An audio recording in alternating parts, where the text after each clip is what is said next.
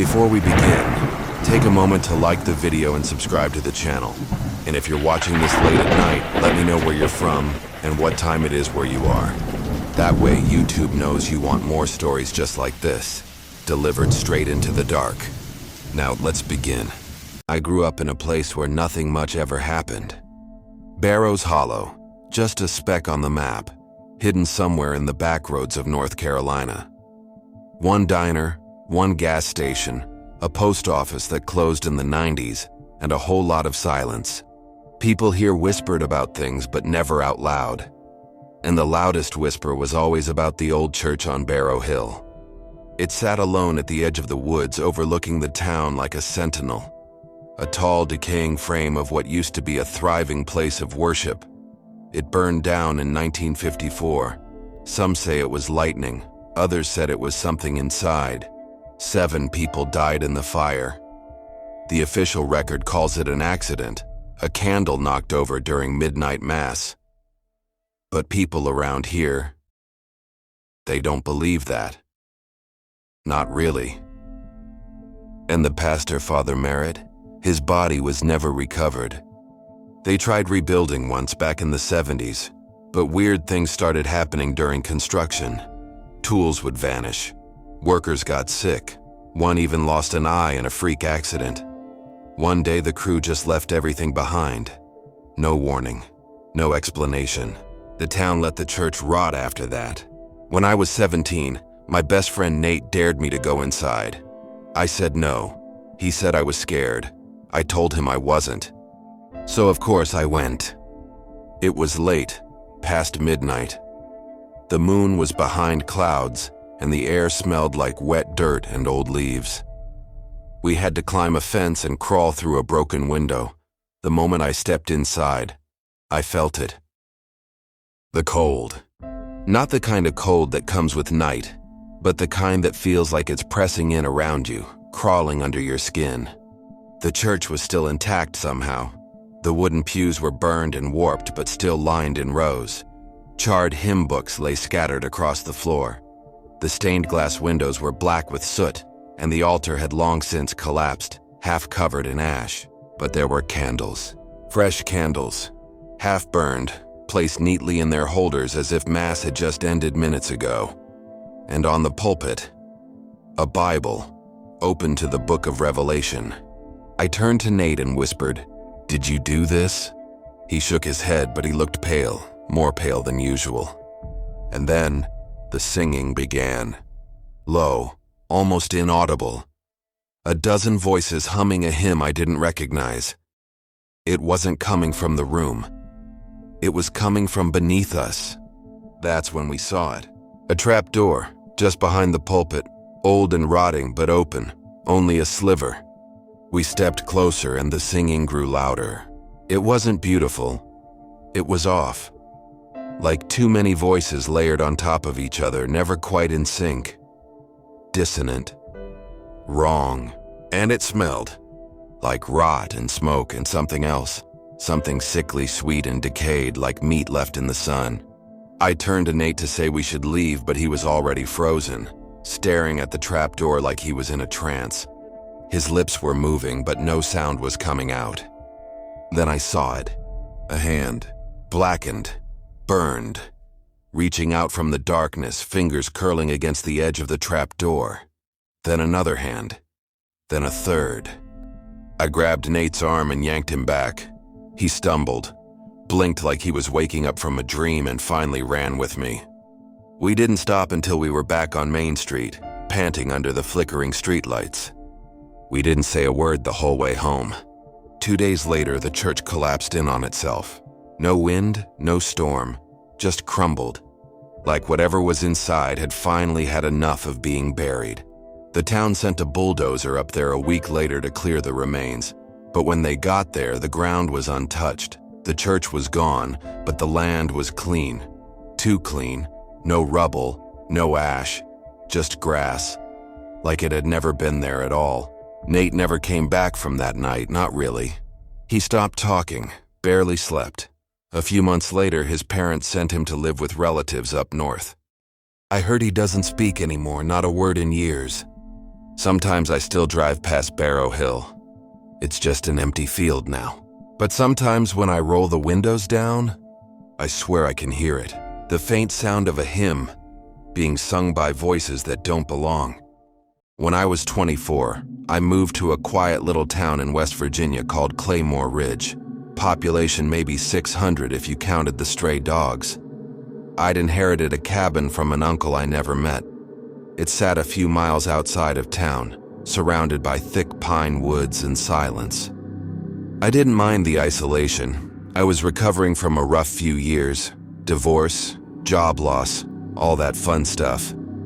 I figured the quiet would help me reset. The town was fine. People were polite, though not particularly friendly. Everyone smiled, but it was that kind of smile that didn't touch the eyes. The only warning I got was from the gas station guy on my first day. He leaned in while filling my tank and said, "Just don't drive after dark, especially not down Highway 22. Then he walked off like he hadn't said anything at all. Naturally, I drove Highway 22 the next night. It was late. I had gone into the next town for supplies and stayed too long. By the time I hit the road back, the sun had long set. Highway 22 was pitch black, no streetlights, no houses, just miles of winding road through the woods. About 10 minutes in, I saw him. A kid, maybe 10 or 11, standing on the shoulder wearing a hoodie and jeans, just standing. No bike, no flashlight, no movement. I slowed the car. I don't know why, maybe instinct. But as I passed, I looked in the mirror, and he was gone. Not walking, not running, just gone. My stomach dropped. I turned the car around and drove back slowly, window down, calling out. Nothing, just the sound of crickets and my own heartbeat. I turned again and kept driving. 2 minutes later, and I saw him again. Standing, same spot, same posture, staring at the trees. I didn't slow down this time. I locked the doors and gripped the wheel tighter. I turned on the radio, static, changed the station, more static. Then I noticed something else. The road wasn't changing. Every bend looked the same cracked yellow line, same leaning pine trees, same broken reflector sign half torn from a pole. I'd driven this highway dozens of times in daylight. It wasn't that long. But now, it felt endless. And then the kid appeared in front of the car. I hit the brakes so hard my seatbelt nearly choked me. But there was no impact, no scream, no sound. He wasn't there. The headlights lit up empty road. My breath was ragged. My fingers were numb on the wheel. Then slowly, the back seat creaked. I didn't look, I couldn't. I just drove. White-knuckled, eyes forward, refusing to blink. Eventually, I saw the turnoff to my cabin. I nearly crashed into the ditch making the turn. I got out, didn't look back, and sprinted inside. I didn't sleep. The next day, I asked someone at the diner about the road, about the kid. The waitress went pale and walked away. An old man at the counter leaned over and said, "He died on that road in '93. Got hit by a drunk driver. Happens every year to someone new. You're lucky you didn't invite him in." I moved out 2 weeks later. Sometimes when I'm driving at night, no matter where I am, I'll glance in the mirror and swear I see a kid in a hoodie sitting in the back seat. My grandmother lived in a small agricultural town in northern Oregon, where the fog rolls in thick and low across the apple orchards every fall. As a kid, I used to spend summers with her, helping pick fruit or tagging along to the farmer's market. She had a rule, though, a strict one. "Never go into the orchard after sunset," she'd say. And when I asked why, she'd just mutter, "Because she comes out after dark." She never said who she was, and anytime I pressed, she changed the subject. It scared me as a kid, but as I got older, I figured it was just an old folk tale, a story to keep kids from wandering into the woods at night. I was wrong. It was the summer I turned 16 when I finally broke the rule. It was a dare. My cousin Ben was staying with us that year, and one night he said, "You really believe that crap about the orchard?" I didn't want to admit that part of me still did. So we grabbed flashlights and crept out the back door just after 10 p.m. The orchard was dead silent. No bugs, no owls, not even the wind rustling the leaves. Just rows and rows of gnarled apple trees under a hazy silver moon. We walked maybe 200 feet into the trees, just far enough that the house lights disappeared behind the foliage. Ben was ahead of me, joking around, pretending to be scared. That's when we heard it. Crunch. Like a footstep on dry leaves, then another and another. Coming from deeper in the orchard. Steady, slow, deliberate. Ben called out, "Hello!" We both aimed our flashlights toward the sound, but there was nothing there. Just the long corridor of twisted branches and apples rotting in the grass. Then the smell hit us. Sweet. Rotten. Like something dead left under the sun too long. I was about to suggest we head back when Ben froze. He was staring straight ahead. His flashlight shook in his hand. And then I saw her. At first I thought it was a scarecrow. She was tall, unnaturally tall, dressed in a white stained dress that hung like wet paper. Her head was tilted at an impossible angle, her hair stringy and black, soaked like she'd just come out of water. She wasn't moving, just staring.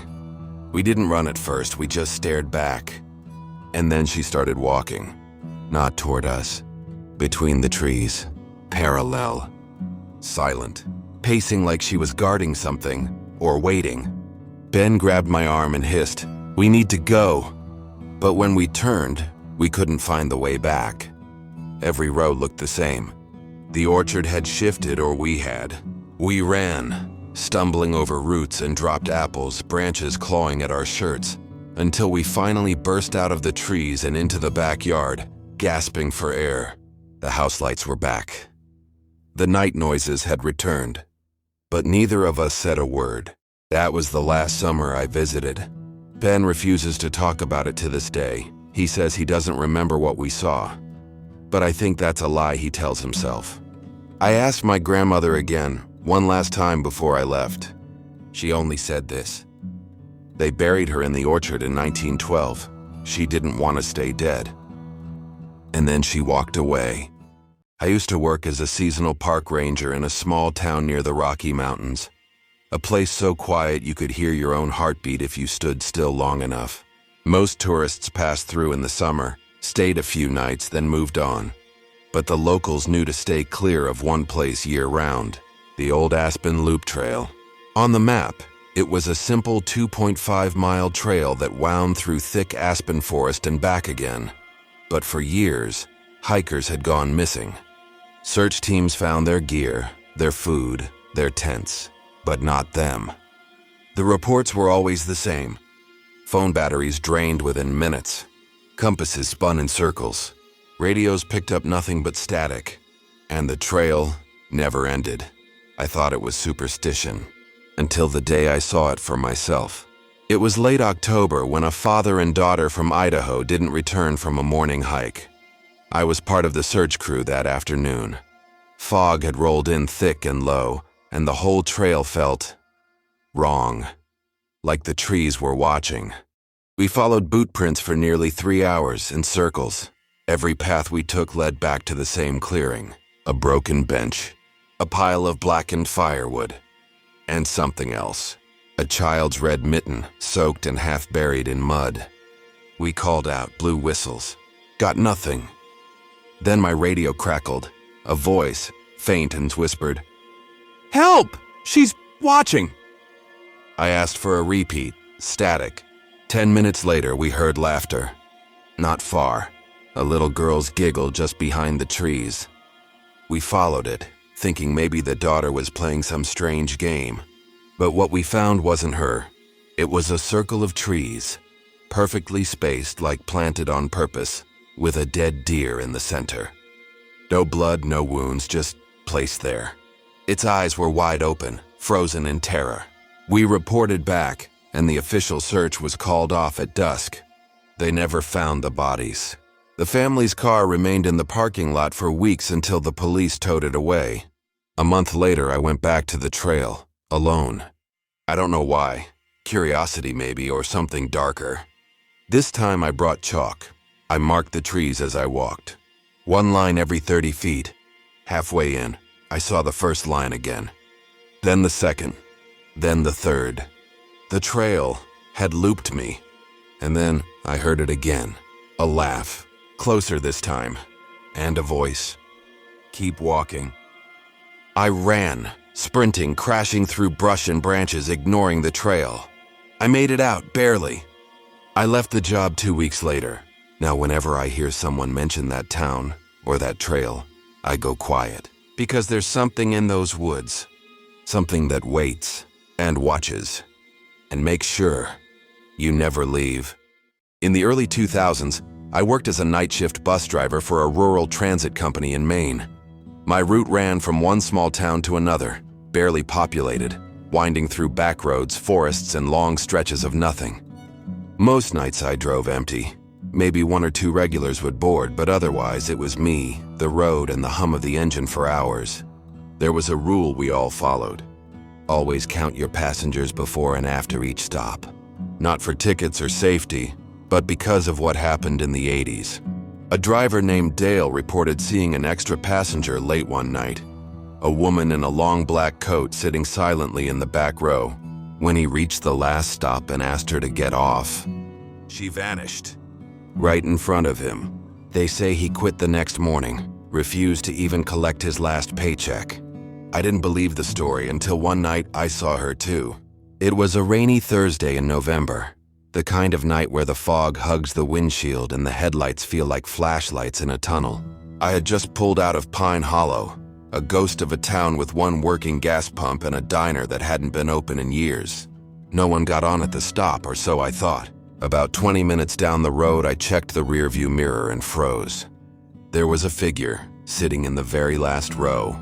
Pale face, soaked black hair, hands folded in her lap. I didn't hear the door open, didn't feel the shift of the bus when she got on. I glanced again. She wasn't looking at me, just forward, motionless. My gut told me not to say anything, not to acknowledge her. I kept driving. At the next stop, a small station with a single dim bulb buzzing above the bench, I turned and said, "This is the end of the line." No movement. I stood, stepped halfway down the aisle, and she was gone. Seat empty, dry. But the floor was wet. A trail of water leading to the back exit, except that door hadn't opened all night. I filed a report. Management just nodded, didn't question me. One of the older drivers pulled me aside in the break room the next day and said, "She gets on sometimes, don't ask questions, just drive." After that, I started noticing things. Once the bell rang, but no one was on board. Another time I heard whispering coming from behind me, but the seats were all empty. And once, just once, I felt cold breath on my neck while stopped at a red light. I left the job a year later, moved across the country, started fresh. But sometimes when I'm alone in the car late at night, I glance at the rearview mirror, just in case. Because no matter where I go, I still check the back seat. Not every town appears on the map. Not every story makes the news. But in the dark corners of forgotten places, they wait. And if you're quiet enough, you might hear them too. If you enjoyed tonight's journey into the shadows, don't forget to subscribe to the Horror Channel 786 for more true horror stories every night. Leave a comment below telling us which story chilled you the most. And remember, some roads don't lead out, they only lead deeper in.